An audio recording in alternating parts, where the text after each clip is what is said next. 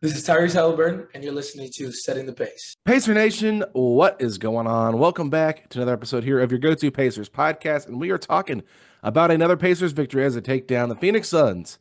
126-108. I'm Alex Gould. I'm your host for today's show, joined by my co-host, Michael J. Facci. But Facci, before we get into the game, I just want to say that our condolences go out to Chris Denari, who was unable to call this game because they were having a celebration of his mother, Nancy, who passed away last week. So we want to just, Chris has been a huge supporter of this show and kind of a mentor to the both of us. So I just felt like we deserve to give, our respects to Nancy Denari and the Denari family as they're going through this, time of loss. And we really did miss Chris on the broadcast. Pat Bowen did a great job filling in as per usual, but it just doesn't feel like a Pacers game all the time when Chris isn't on the call. So just wanted to give, Chris and his family a shout out because, they're on our thoughts and prayers. No doubt about it. One of the greatest guys that you'll ever meet. One thing that I love about Chris is he'll take the time to really chat with you. I mean, I've seen Chris at so many different Pacer games, and I've seen him not just take the time with me just to catch up, but also any other fan of this team. Like, he is the voice of the Pacers, and it's like we feel for him. The second I saw him, put up a post about his mother, maybe it was over a week ago or whenever it was, I immediately just raced and texted him and just said, "Hey, my condolences. That's so tough." And yeah, we feel for you, Chris. We're with you, and we appreciate you and we miss you. Yeah, absolutely. But let's move forward and get into this game here because the Pacers, Facci, they had themselves quite a showing there in the second half. It was all tied up at 56 apiece heading into the halftime, and then Indiana outscored the Phoenix Suns 70-52 in the second half. And it was a really dominant third quarter, scoring 40 points. And there was a lot of good things to talk about here. But once again, Tyrese Haliburton has to be our headliner here because he ends the game with 27 points, 8 assists, 5 rebounds, 0 turnovers. Another 0 turnover game for Tyrese Haliburton. It looks like the point guard is here to stay for a while. In full effect. I mean, this is reminds me of Tyrese from a couple years ago where there was that spam. It was 2 years ago, whatever it was, all time meshes together, where he had 3 or 4 games in a row without a turnover. And it's that is a masterpiece of basketball. So now over the last 2 games, 23 assists, 0 turnovers. That is something that you are just not going to see out of any other point guard in this league. So love what I saw from Tyrese. He's been more aggressive. Talked about how, going downhill, towards the paint has been more of a priority for him. And I think that that's been evident to see. It just looks like he's not just relying on three-point shooting, but also his three-point shooting each of the last 2 games has definitely been better. 5 of 12 in this game, and then the previous game against Miami, he was 6 of 13 from 3. So you could always live with that type of production. Love what I'm seeing from Tyrese, but also staying aggressive. 19 shots. 19 shots. A big knock on Tyrese at times is this man's too good to only put up 6 shots or anything like that. Hey, 19, I'll take it all day out of Tyrese. Yeah, I mean, I would say the majority of his shots did come from outside the arc in this game because he only had about 3 mid-range jumpers, 4 mid-range jumpers where he went 2 of 5, or 2 for 4, excuse me, and then he was 1 of 3 inside the paint. So, not like he was overly aggressive outside of being behind the arc, but still a pretty good balance there. Just, Tyrese is one of those guys, when he's feeling it, he had some big dagger threes there in that fourth quarter. 11 points in the fourth. Yeah, so it was kind of like he kind of erupted there with some points at the end, but he has just kind of come into his own a little bit. I felt like this was a really balanced attack from a lot of different guys, throughout the majority of this game. It wasn't just what Tyrese did against Miami where he's just taking over the whole time. No, we kind of, picked and chose when to kind of be that aggressive guy, be assertive. But I really was impressed with this game, and it's great to see. It's great to see him getting back to what we're accustomed to him being at. And I'm hoping that with this being this nice schedule here where they're going to have no back-to-backs, where he's going to be really well rested, hopefully he can take advantage of that and re-find himself and keep it there. But we got to go back because I got to just kind of eat my own words here a little bit. I said I haven't been loving the vibes of this team this season. Now, when it was 10-15, we had Caitlin Cooper on. There was a long break there before they played Philadelphia. There's about 5 days off. This team looked bad. But since then, they played 11 games. They're 8-3 since that moment, and their only 3 losses are against the Thunder, who they were in the game with the whole time, the Pacers, who they were in the game with the whole time, and the Suns, who they were in the game with the whole time. And then they lost to the Phoenix Suns. So, The second night of a back-to-back after playing the Thunder in Boston where they got blown out, Nembhard didn't play. They had, they just didn't look like themselves. And then we just talked about it, or I talked with David Cole about it on New Year's Eve. They blow that 19-point lead in the second half to Milwaukee. I mean, they literally could have won, you know, uh, 9 of their last, whatever it was, 11 games. So it's just like, 10 of their last 11, it would have been. yeah, and they'd be in the fifth Boston seed right now. now if they win one of those 3 games. So the fact that they've played so much better and the losses they've had have been to better teams, it makes you feel like this team is kind of finding themselves again and heading in the right direction. And I felt like this, Phoenix is not a great team right now. Phoenix is a team that's, I don't know, they just feel like they don't all the pieces don't fit together. But like the very first play of the game for Phoenix, they have like a terrible turnover. Kevin Durant, miscommunication, ball goes out of bounds, and they pan over to Mike Budenholzer, and his mouth is just open, just like complete shock. Like they can't blame the coach anymore. I think that this is a weird roster. They spent a lot of money on wing players, but I just feel like the Pacers, though, we got to give them credit. They've been playing a lot better basketball. Oh, they really have. And like Phoenix still has that name. You think of like, oh, they have, Kevin Durant, Devin Booker, Bradley Beal. Hey, they got those 3 players. Like they should be really good. But quite frankly, they just really haven't been. So when I saw this game on the schedule, even though the Pacers had beaten Phoenix before, I still thought this is going to be a tough one. But Indiana got off to a good start. They're up 7-0 in this game. And the third quarters of each of the last 2 games where the Pacers have scored over 40 in those third quarters coming out of halftime, that's something that we've knocked this team for a while in the past. It's like, what happens, more of a couple of years ago, but what happens during halftime where we're not getting motivated? The team for the last, I don't know, a couple weeks or so has been much better coming out of halftime. And I think the last 2 games against 2 teams that you imagine will be in the playoffs, Miami and Phoenix, these are good wins that you want to see. But I think the big key is Indiana is getting so many more shots up than their opponents. So let's just break this down. And it comes with the rebounding. Indiana's won the rebounding battle each of these 2 games, especially on the offensive glass. They won 13-5 each of the last 2 games, but they had 96 shots to Miami's 75 on Thursday. And then in this game against Phoenix, 96 shots against Phoenix's 78. When you're getting that many more possessions and that many more shots up, that typically is a good recipe for winning basketball. And I'm just going to sprinkle it in there. 35 assists in each of the last 2 games. Man, this is winning basketball that we're seeing. Yeah, and they're playing with pace. I mean, that's one thing that we were begging for this team to do is get out and run, get out and run. I do think it's kind of matchup dependent because of who they're playing. They've been able to do this, not like great wing defenders out there that can really stop what this team wants to do. So I think that has had a big effect on what Indiana's been able to do the last 2 games. But we've talked about it. Myles Turner, when he plays at a high level, this team is really good. There was a stat that they flashed up on the broadcast last night, and it's like in Pacers wins, he's averaging like 18 points. In their losses, he's averaging like 13.6. In this game, 9 of 17 for 20.6 rebounds.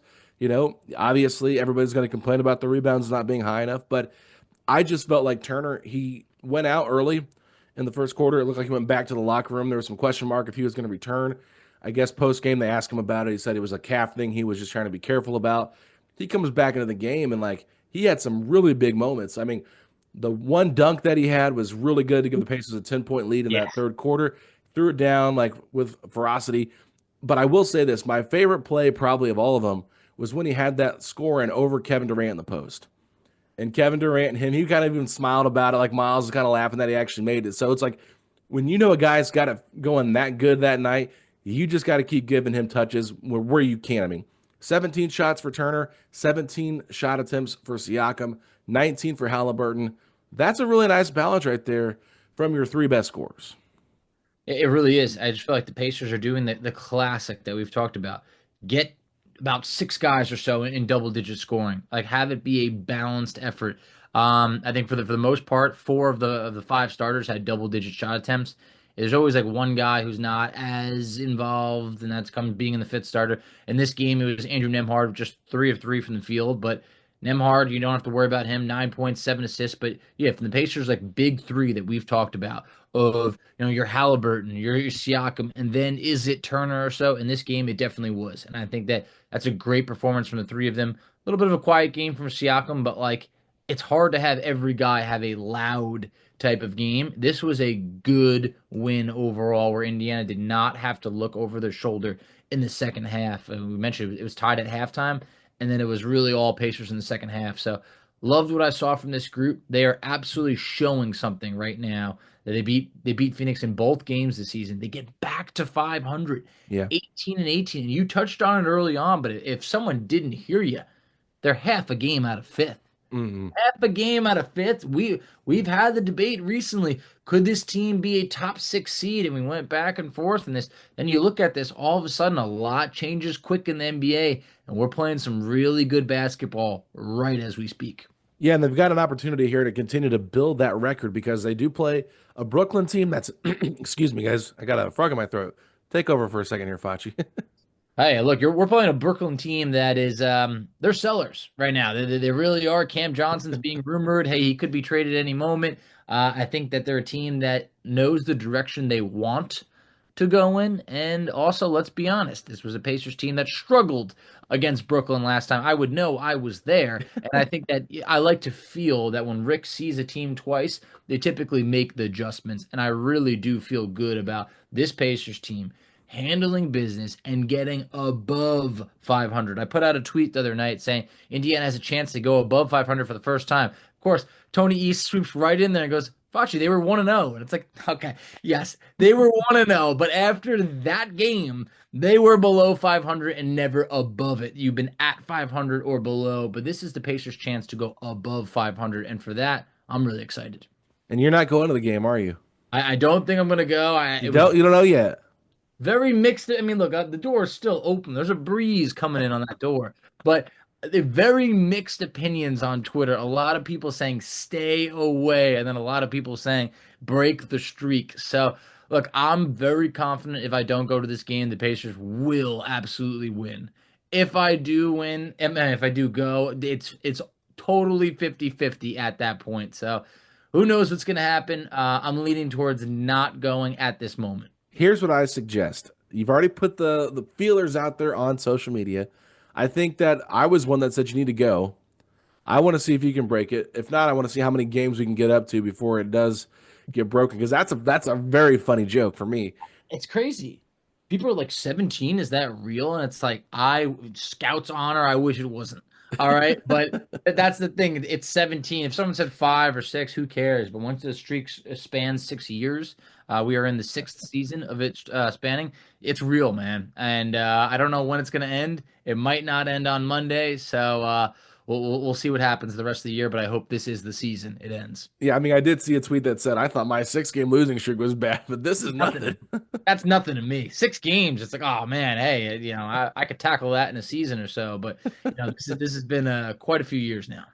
I mean, here's my advice: if you go to the game, don't post about it. It's hard for me not to, man. Just don't post. Excited. Nobody needs to know you're there. Look, Go. Why do you got to tell everybody? I don't know. I mean, I just feel like you don't need the attention. The stage is set to snap the streak. It's like don't be an attention seeker. I mean, look, it's hard not to when you're a content creator, but don't be an attention seeker. I love this team though. I love them. That's great. If you love them, don't tweet about it. I know. I don't know. Go and don't say anything, and then boast that you were there. Then post the post-game picture. Say the streak is broken. I was here. That's what you got to do. It's the smartest play. Close to wanting to do that against the playoff game against the Knicks. I remember that was my plan, but I just got too excited, and they almost had it. They almost had it. Yeah. Well, almost only counts in horseshoes and hand grenades and bombs, whatever they say. But let's get back to this game, okay? We talked about the game that Turner had. We talked about the game Haliburton had. But I think one guy that really deserves a lot of praise is someone that Rick Carlisle brought up, and that was Bennedict Mathurin. Once again, double-digit rebounds for him. Just in a great night on the glass for him, as per usual. 50% from the field, only 13 points. But we've kind of talked about this more recently, just this role that Mathurin is in. And Carlisle praised him for being better defensively, fitting into his role, not needing to take 20 shots a game to kind of get that 18 points. No, he's doing the little things that we kind of compared to what Aaron Nesmith would be doing. Now, they are totally different players, and Mathurin is a much more naturally gifted offensive player, but he is sacrificing a lot of that opportunity to fit in with this 5, and I think it's just great for Mathurin with this current team. But my biggest question mark for you, or question to you about this whole thing is, like, while Mathurin is doing the right things to fit in with this squad, are the Pacers getting the best version of Mathurin for what they can, what he hopes to be? I mean, I guess it's a weird way of putting it, but I like, know what you mean. yeah. No, I don't think so. I think for Mathurin, who's looking to get paid and still trying to get that first, real contract, yeah, this definitely isn't everything that he could showcase. If you look at his stat line against Phoenix, it's winning basketball. 13 points, 10 boards, 4 assists, 0 turnovers. Like, that's good for the team. But in the end, it's almost like, hey, if that's good for the team, what's good for Mathurin? Like, he would need to get rewarded with the right type of deal. And I think that's tough for a lot of different players. I mean, some players talk about, hey, there's certain type of offenses, at least in the NFL, that could showcase your talent, and there's plenty that really don't. And I think that right now, Mathurin probably could be on a lesser team where he is averaging, I would say, probably well over 20, probably putting up a lot more shots. They're probably not winning a lot of games, but he is probably putting up some crazy stat lines, like 35 points or maybe a 40-point game here or there. He's not having that opportunity in Indiana. But I think with the team starting to win, I would like to say this. I haven't heard a peep. I have not heard a whisper about anything of being unhappy or anything of that sort. And for that, I want to give him a lot of credit. No, I mean, and I'm not trying to discredit anything that's happening. I want to make sure that I get that point across because I think Mathurin is a very gifted player. Mm-hmm. And I think that he has been coached extremely hard, but he's been given this opportunity with the amount of injuries the Pacers had to kind of earn his spot. Now, I do think that if everyone would have been healthy all year, we probably would not have seen this step forward maybe as much as we've seen so far. But they've needed him to kind of step into this role because they need better defenders, and I think he's improved at that. I was trying to go back and watch the game last night to see how he was as an on-ball defender, and I can't really like point out too many times where he just got beat off the dribble because he was a step too slow. Maybe once or twice. I think Bill had one on him in the first quarter. That was about it.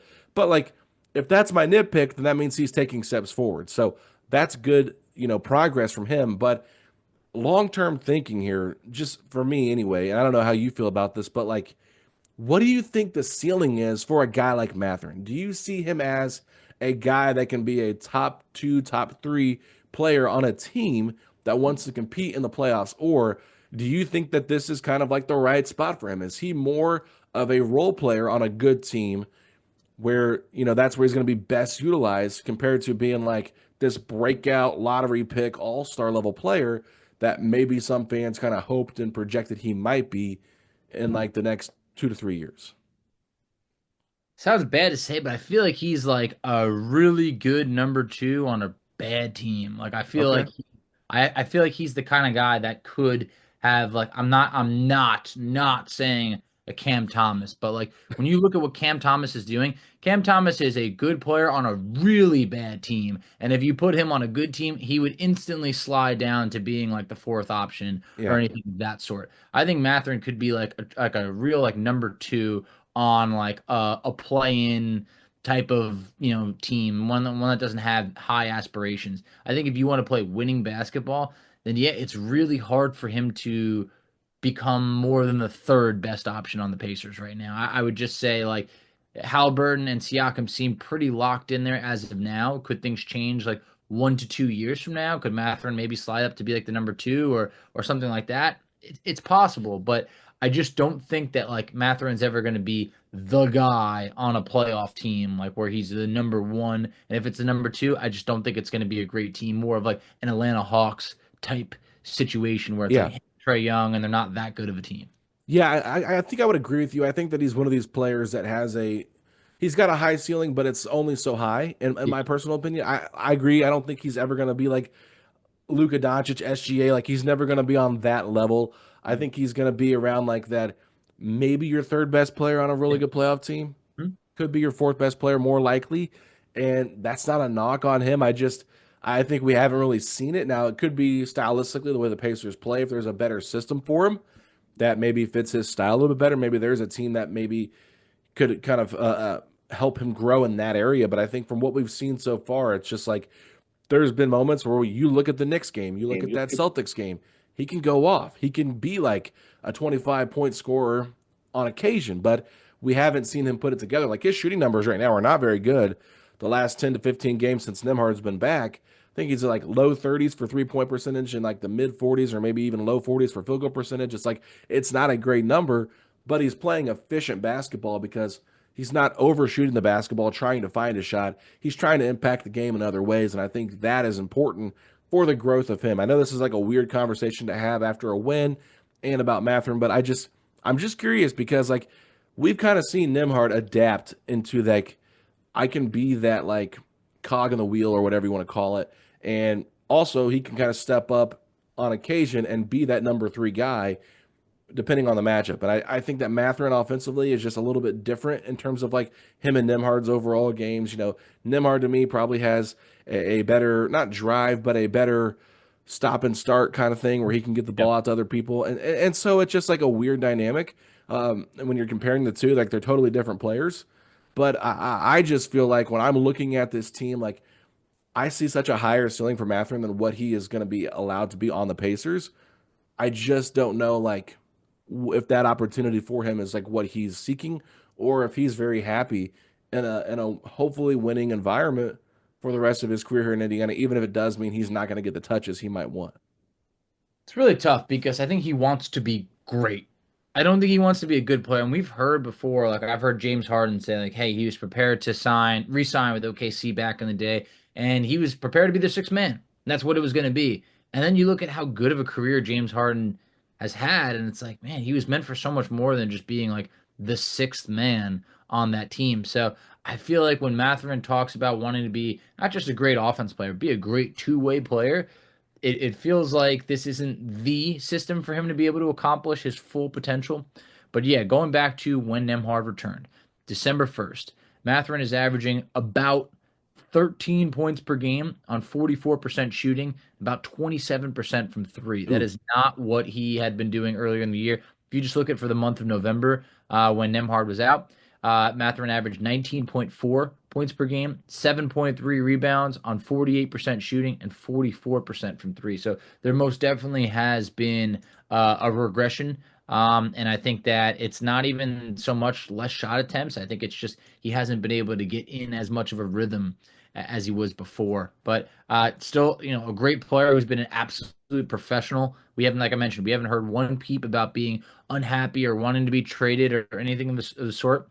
I think the guy also wants to play winning basketball. Like, he's still young in the NBA. He missed the whole playoff run. If this team's going to the playoffs, he's going to be really excited to bring out the best in his game. So I think just overall, Nembhard, Mathurin, they're still trying to find that way for both of them to shine. Sometimes it feels like they're almost taking turns shining in that starting lineup, but I'm happy that they've both been able to be starters and continue to grow together.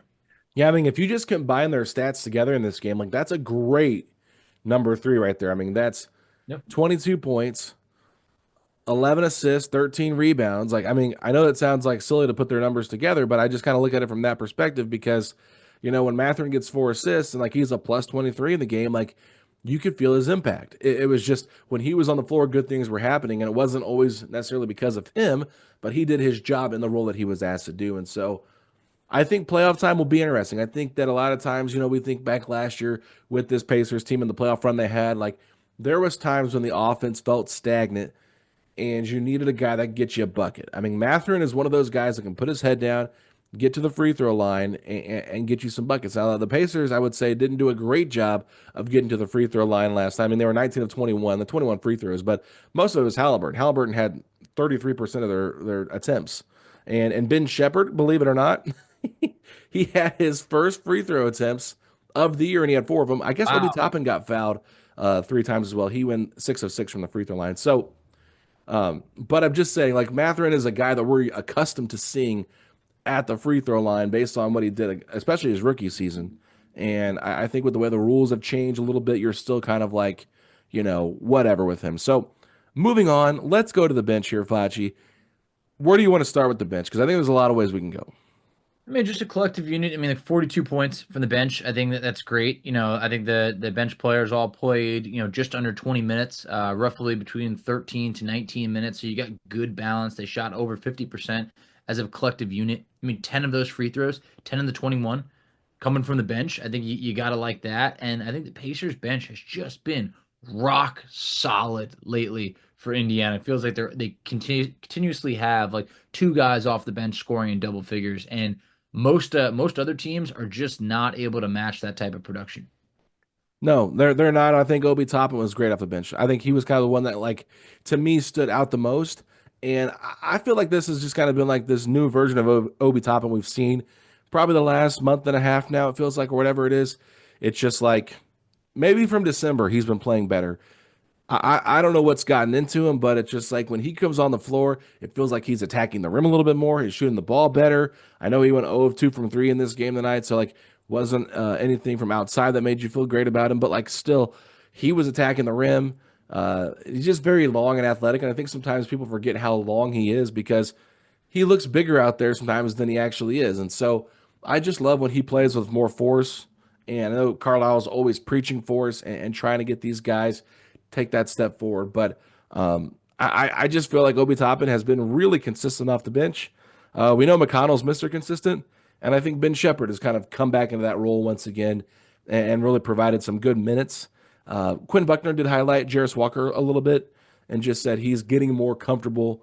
And I think this is where we can kind of bring up this point where he didn't play a lot last year with regular rotation minutes, but as he has gotten more rotation minutes this season, you're starting to see Jarris Walker really just kind of flourish in like this 9th, 10th man role that he's in. And I know he's still trying to prove himself, work his way up the ladder and playing time and stuff like that, but you got to give this young man credit because he is playing with much, much more confidence than we saw at the beginning of the season. And he just looks like he's a piece that fits. I'm not sure what his ceiling is right now because he's still so raw, but he definitely feels like a piece that fits this team moving forward. No, he definitely does. And it's just been, we've talked about it before. It's been a blessing of the consistent playing time that he's been able to get this year, making appearances in every single game. For the most part, I mean, he only played 4 minutes against Golden State, but it's like you look at, everything in like the last few games, against Phoenix, he goes 3 of 4.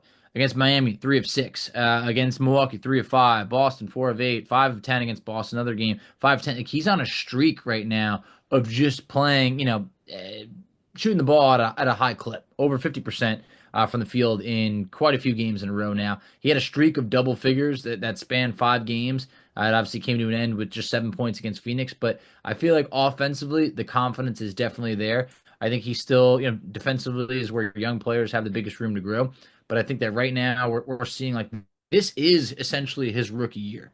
We've talked about that. It's a real thing. This is basically rookie Jarris. And I think what we're seeing now proves that he was not ready last year. I think he's growing. And I think that you just hope that when Nesmith comes back, it doesn't come at the detriment of Jarris Walker falling out of the rotation or having his minutes become 5 minutes or 10. It'd be really hard for him to, really get into a rhythm. But I think for right now, he has looked like he absolutely belongs. No doubt about that.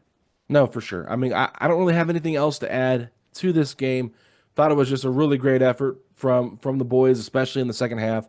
But even in the first half, like I know it was a tie game, but I'm not sure how you felt, but it really just kind of felt like Phoenix was just kind of hanging around. Yeah. It didn't feel like Phoenix really put their,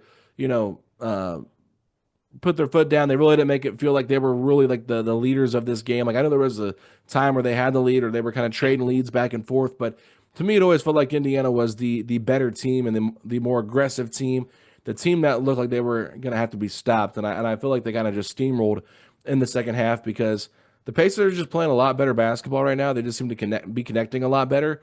And this Phoenix team, like we talked about earlier, they just kind of seem disconnected. They don't really seem to have it figured out. I know they were without Nurkic. Mason Plumlee got the start. I mean, when you're having possessions where Mason Plumlee is getting the ball and doing a left-handed hook shot in the paint, like you live with that every day when you've got Booker, Beal, and Durant out there. So, I think they only played him like 20 minutes, and he was a minus 15 in those 20 minutes. So they ended up going a little bit smaller. I know they had Grayson Allen out there a little bit more. They had a Kogi out there a little bit more. So, to me, it was just one of those games where it was like when I was watching it, I just never felt like Phoenix was a real threat to beat Indiana. Indiana just ran with it in the second half, and I have nothing else to add. I know we got to get our player awards, but you're smiling about something, so I'm curious what you're thinking. my one of my friends texted me that my mother commented on his Instagram video, and he's like trying to get me like it's like all right. My mother was just trying to be nice, but What did she anyway, comment on his Instagram page for? he's a personal trainer, and she was like, "Oh my God," and like he just like sent that to me. It's like all right, it was just nice words of encouragement. Leave it at that. But anyway, I'm looking at this. The last thing I'm going to say on this game is this is back-to-back games that the Pacers have had 35 assists and just 6 turnovers. Back-to-back games. It's one thing to have 30 or more assists. It's a whole nother thing to protect the rock. Ever since like we've seen now when the Pacers hit rock bottom, they lift themselves back up. The Charlotte loss that we talked about earlier, that was rock bottom. Then you look at against Milwaukee where they blew it. And we mentioned, a couple episodes ago, 18 turnovers in that game. They've only had now 12 turnovers in the last 2 games combined. So I want to see how long the Pacers can keep this streak going of 30 assists or more. I think that would be awesome. That to me has always been like the ingredient of successful Pacer basketball. It's 6 or more guys scoring in double figures, 30 or more assists, and protecting the rock. And I think that that's something where we've now seen the Pacers rebounding well lately. They're getting more shots up than their opponent. They're protecting the ball and they're swinging it around. And I think that this is everything that we hope to see all season long because outside of the rebounding, it's what we saw last year. And I think that right now this team is getting into a groove. And basically, it took almost half the season to get here, but we got here nonetheless. And I know we have not arrived, but you start to see that light at the end of the tunnel where you can jump up to the 5th seed. The Pacers can get themselves in a good situation. And I think that right now, let's just appreciate what we're watching because this team does look like they've looked in the mirror, and I think they're starting to find out exactly who they are. Yeah, I will say one glaring comment to me was Myles Turner. Post game, Tony East tweeted it out. He said, asking about the defense, and I guess Miles just said, "Yeah, we finally started to care about defense." And I'm thinking to myself, that's not a good sign that it took this long to start caring about defense. But better to do it in the first half of the season than the second half. But I just feel like this team was just like really down on themselves. I think they were kind of feeling the same way fans were feeling. It was just like, do I want to watch this team play? I think they were showing up to work like, do we have to play another game tonight? Like you could just feel it. The vibes weren't good, but they're playing better basketball now. Tyrese Haliburton looks like vintage Tyrese Haliburton. Myles Turner looks happy again. Pascal Siakam is like, God, I don't have to do everything now. It's been great. Nembhard back has really helped the defensive side of things. And yeah, I just really think like everything is just figuring itself out. And the Pacers have been scoring the basketball at a much higher rate than they previously had been. So their offense is getting going, which is leading to their defense. Like even Halliburton tonight, I think once again at like 2 steals and a block or something like that. So it's just you're seeing this team kind of like use their like success on offense to carry over to their defense. They're carrying more on defense because it's leading to more offensive fast breaks. And you mentioned that the assist turnover ratio is just massive. Like when they can play like that, they're a totally different team. But as we close things out, let's go ahead and give our awards here. And we'll start with the MVP of the game. Who did you feel like was the MVP? I mean, look, we could easily give this one to Tyrese. I think that this is back-to-back games where he's played really, really well. I have no problem giving him the MVP with 27 and 8. What are your thoughts? Yeah, I mean, a lot of it was late in the fourth quarter, so maybe you could save that for a clutch player Sure, of the that's game. fair. And They can and turn it. maybe you go Myles Turner for his 20 points and 6 rebounds as well as his 3 blocks because I thought Turner's presence was really felt there in that second quarter, third quarter. I love the block that he had on Devin Booker when Devin Booker drove on him and he kind of like absorbed the contact, just kind of waited and then made the block shot. Now it didn't lead to anything because I think he like ran the fast break and the ball went off of his leg or something. But like just that like back and forth. I mean, we don't have a defensive award that we give out because this team doesn't usually deserve anything for defense, but I feel like we could give the MVP to Myles for this game because of how impactful he was. And then I think we give the clutch player to Tyrese. Do you have any thing to say about that? No, I think it's spot on. I mean, 11 points in the fourth quarter when you really wanted to like put this Suns team away.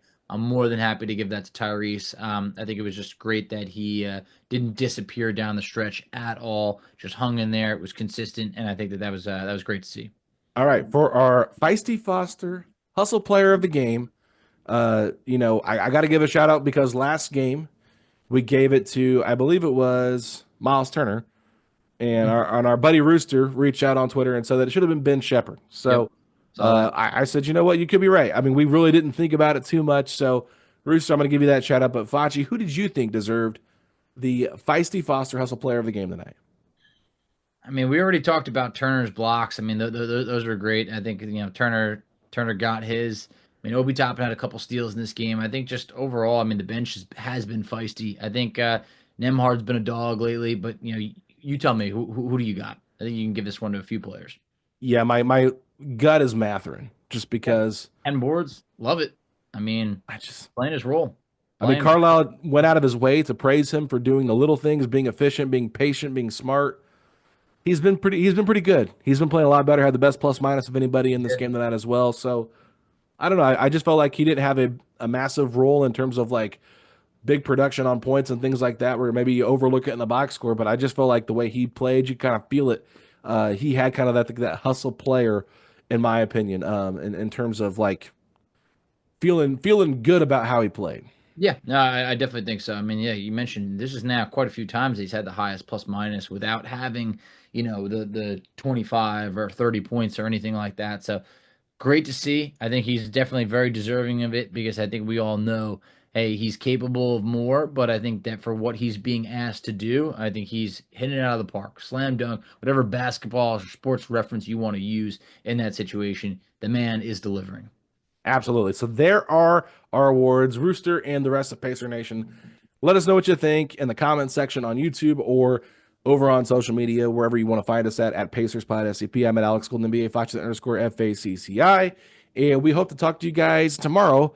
We'll find out if Facci goes to the game or not against the Brooklyn Nets. That'll be really interesting to see. But we will definitely have a game recap, whether or not Facci is there. If Facci is there, I'm going to have to find a guest for that one. So he's going to have to let me know privately, but I would say keep that stuff off social media if you go to the game, Facci.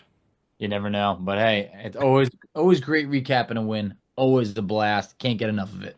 Yeah, the pep and the step will be large on Monday. I mean, I know it's snowing here pretty bad in Indiana, so if you don't have to go to work, enjoy it. But like Facci says, he works from home, so just having a little extra pep in the step around the house. I mean, I got up early on Sunday morning. I meal prep for the week, Facci. It's back to 2025. The diet is going back on. I'm doing it. So we're ready. We're meal prepping. We're getting ready. But with that being said, if you're hoping the Pacers can beat the Brooklyn Nets and get above 500, then hit me with those three words. Let's go, Pacers.